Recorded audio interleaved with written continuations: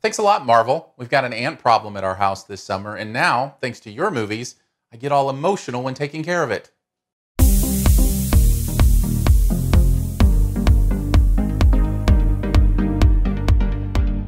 Ant-Man and the Wasp is the second movie in the Marvel Cinematic Universe, focusing on Ant-Man, played by Paul Rudd, this time Evangeline Lilly, coming on board as the Wasp. Michael Douglas is back, as well as many of the others that you know and love. The first one was described often as the most inconsequential but fun Marvel movie. Got a few problems with that, but either way, is this one just as inconsequential and fun? Let's find out with 5 things you might want to know about Ant-Man and the Wasp. Seriously, what's wrong with having a light and fun time? In this movie is certainly that. In fact, let's start here.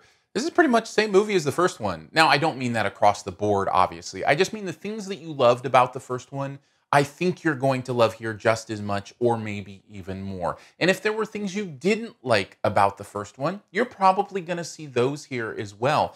They do such a great job in this movie at keeping that consistency of this world from the first one to this one, and that may be a good thing for you, that may be a bad thing for you. I have no idea. For me, I loved it. I thought it was great. I was glad to be back in this world and having fun with these people. The one thing that is a little bit different, and I think is a good step forward, moving Evangeline Lilly towards the front of this team up is a great choice. She's so good. The chemistry between these two is really wonderful. I love how they interact. And you've got such funny people in this movie. Paul Rudd's such a funny guy.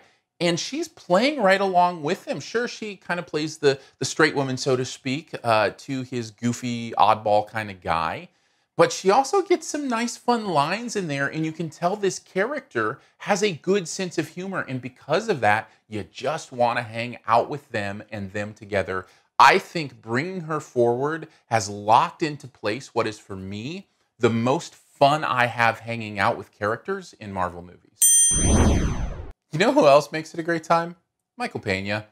Dude, he is so great as this character. Now, I love him in other movies as well. I think he does a great job. He's a great actor. But there's something about the way he plays this sidekick that is so perfect, and those things that you loved about what he did in the first movie, the fast talking, the telling stories, people lip syncing his words, that's here too. And you'd think it might get a little old. No, I could almost watch a whole movie of it. I feel like I want a visual book on tape with him playing all the characters just in this character. It's so much fun. It's such a blast. And I'm glad he's back having fun this time as well. If you feel like I'm saying the word fun a lot, you're not mistaken. That is the heart of these movies for me. And it's the reason I love them so much. It's so much fun. We're going to have fun until Marvel takes our Ant-Man away. And part of that has to do with the sense of scale. I love a movie that knows how to play with scale. Small things that look ridiculous big. Big things that look ridiculous small. The way to interact and play with that and get creative and have fun with how those things work.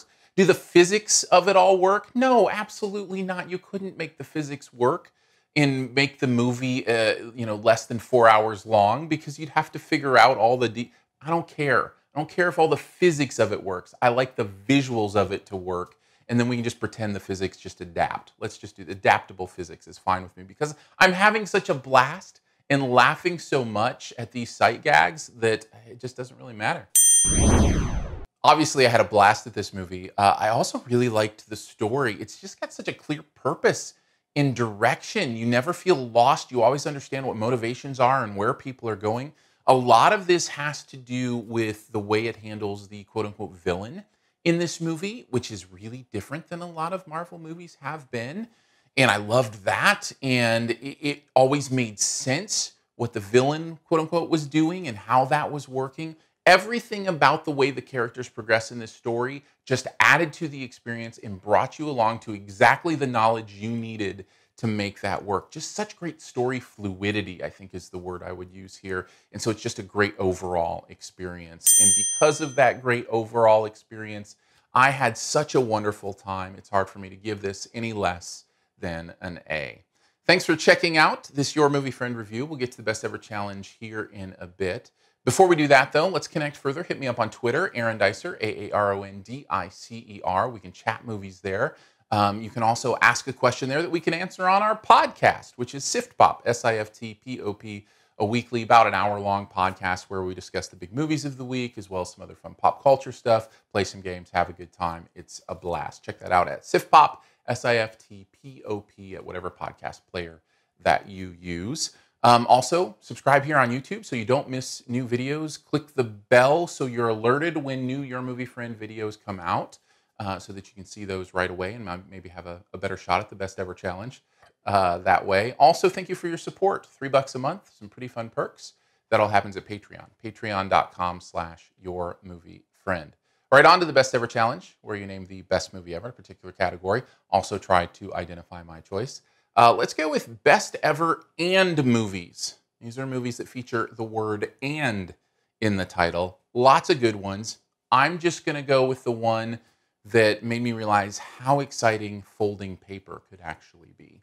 Take a guess at mine in the comments. First person to get it right does get a point. Love to see your choice there as well. And as always, I'll give you a few extra seconds here to hit subscribe. Just click my face.